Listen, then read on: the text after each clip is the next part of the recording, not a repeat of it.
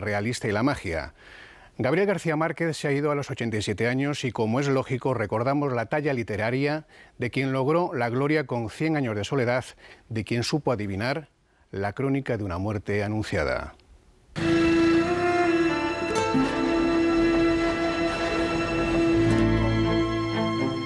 Yo, desde que nací, sabía que iba a ser escritor. Quería ser escritor. Tenía la voluntad, la disposición, el ánimo y la aptitud para ser escritor. Siempre escribí, nunca pensé que pudiera hacer otra cosa. Nunca pensé que de eso pudiera vivir. Estaba dispuesto a morirme de hambre, pero ser escritor.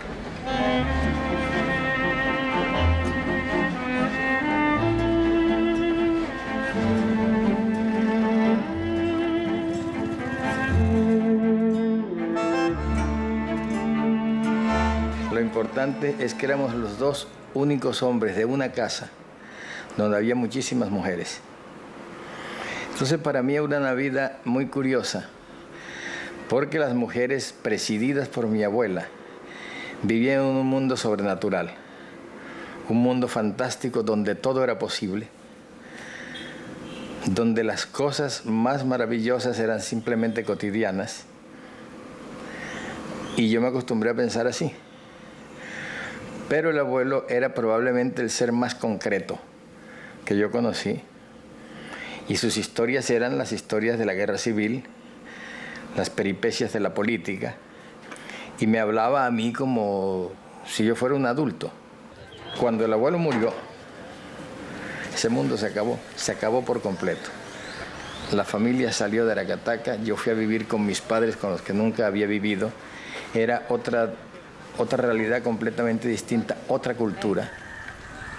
Y antes de que yo pudiera reaccionar, me dijo: soy tu madre, vengo a pedirte el favor de que me acompañes a vender la casa. No tuvo que decirme cuál ni dónde, porque para nosotros solo existía una en el mundo, la vieja casa de los abuelos de Aracataca, donde tuve la buena suerte de nacer y de donde salí para no volver poco antes de cumplir los 8 años.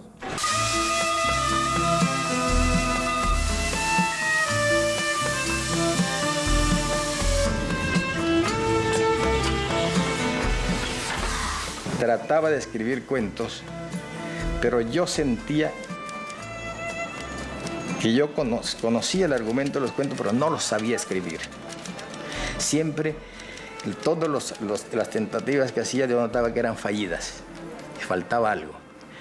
Y ya cuando entré a la Facultad de Derecho en Bogotá, una noche entré a la casa, al cuarto de la pensión de estudiantes donde vivía. Tenía un amigo que leía mucho y me pasó un librito pequeño amarillo y me dijo: léete eso. Ahora el único que le quedaba disponible en ese momento. Entonces yo me acosté. Leía mucho, leía todo lo que me caía en las manos. Y abría esto y decía: una mañana, después de un sueño tormentoso, Gregorio Samsa se encontró convertido en un gigantesco insecto. Yo lo recuerdo como si me hubiera caído de la cama en ese momento. Y fue una revelación, es decir, si esto se puede hacer, esto sí me interesa.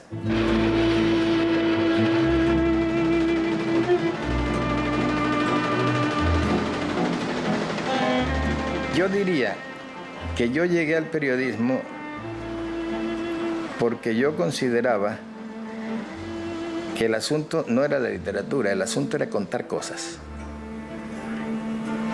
Y que dentro de esa concepción, el periodismo hay que considerarlo como un género literario, pero todo el reportaje. Ese es un pleito que me traigo yo, porque los mismos periodistas se niegan a aceptar que el reportaje sea un género literario. Inclusive en el fondo de su alma lo ven con un cierto menosprecio. Y yo diría una cosa: un reportaje es un cuento totalmente fundado en la realidad, como el cuento tiene unas bases en la realidad, sin lugar a dudas, la ficción. Ninguna ficción es totalmente inventada, siempre son elaboraciones de experiencias.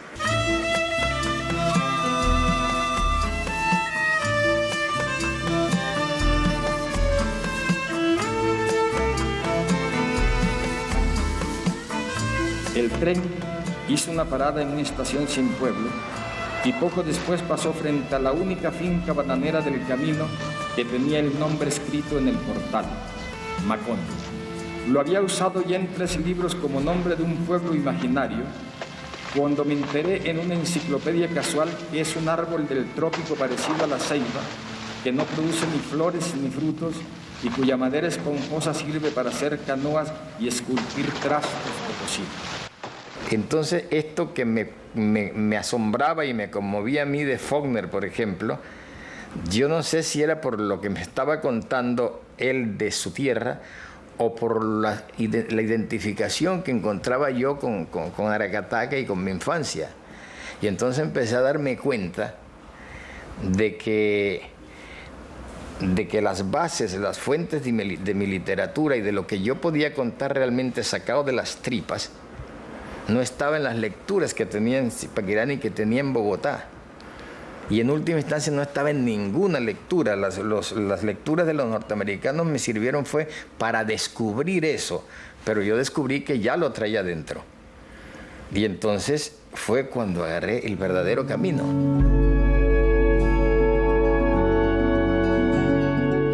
El coronel no tiene quien le escriba. No puede ser escrito sino en París, entre otras cosas, porque yo cuando me quedé varado en París estaba esperando un cheque y bajaba todos los días en la pensión a ver si había llegado la carta. Me asomaba y no había la carta. Inclusive la concierge me veía llegar y decía, ok, yo volví a subir y no me importaba, yo seguía. Yo tenía un pasaje de regreso, me lo hice reembolsar, metí la plata en una gaveta, sacaba todos los días un poco, iba, comía lo que fuera y seguía escribiendo. Escribía todo el día, estaba feliz de que hubieran cerrado El Espectador donde yo trabajaba para no tener que estar mandando corresponsalías, pues porque me dediqué a escribir totalmente, me dediqué a la literatura. Me sucedió una cosa que tenía que sucederme tarde o temprano, fue que prescindí de todos los más compromisos que yo tenía con la literatura y me centré en el compromiso político. No es que me arrepienta, en ese momento tocaba eso, pero para poder salir de eso, tuve que volver a la idea original de que el compromiso del escritor no es solo con su realidad política, sino con toda su realidad. Eso lo aprendí en París.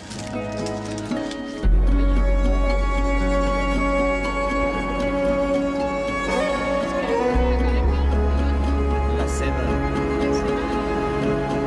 Este es un discurso para hacerme perdonar al otro. Esa era más o menos la novela que yo quería escribir cuando quería que fuera una novela donde todo sucediera. Además, ese no es mi libro es El amor en los tiempos del cólera. Ese es el libro que va a quedar.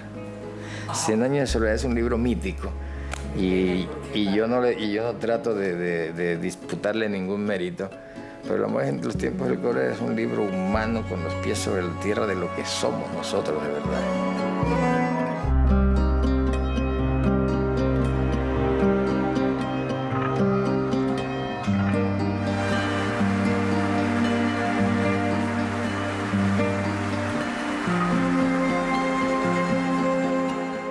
Ahora, te doy una clave matrimonial importante. Las mujeres dicen que los problemas de la pareja se resuelven con el diálogo. Es al revés. Problema que se dialoga termina en pleito con seguridad. Hay que hacer confianza y olvidarlo y seguir para adelante. Cuando yo descubrí eso, no volví a pelear con ninguna mujer. No se dialoga, se sigue para adelante. Acuérdate, te vas a acordar de mí muchas veces.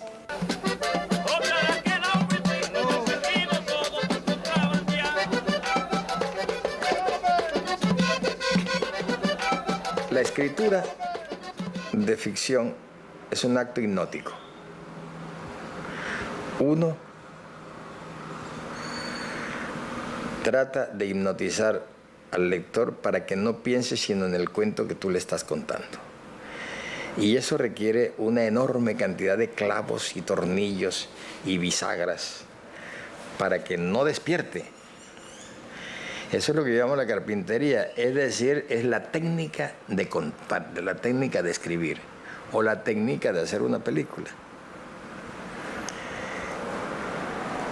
Una cosa es la inspiración, otra cosa es el argumento, pero cómo contar ese argumento y convertirlo en una verdad literaria que realmente atrape al lector, eso sin la carpintería no se puede.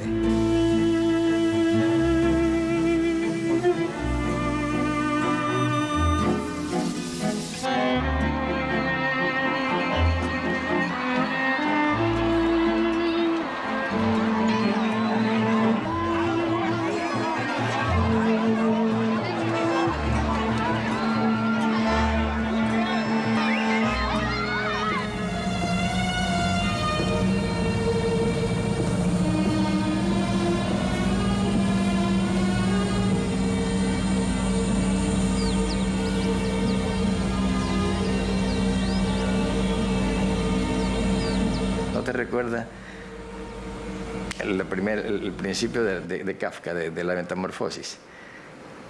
El día en que lo iban a dar, Santiago Nazar se levantó a las 5:40 de la madrugada. Es decir, ahí no se te va el lector, porque ya sabe que a ese hombre lo van a matar. Y él va a estar detrás de ese tipo hasta que lo maten, para ver dónde lo matan y cómo lo matan.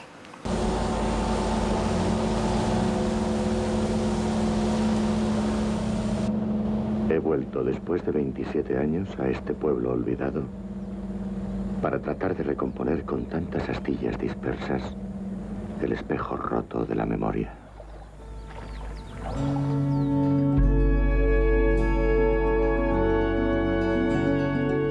Yo nunca he releído mis libros por miedo, pero ahora tuve que darme cuenta que es un deber de escritor y una cuestión de honestidad, de que tengo que leer todos mis libros para no seguir patinando dentro de ellos.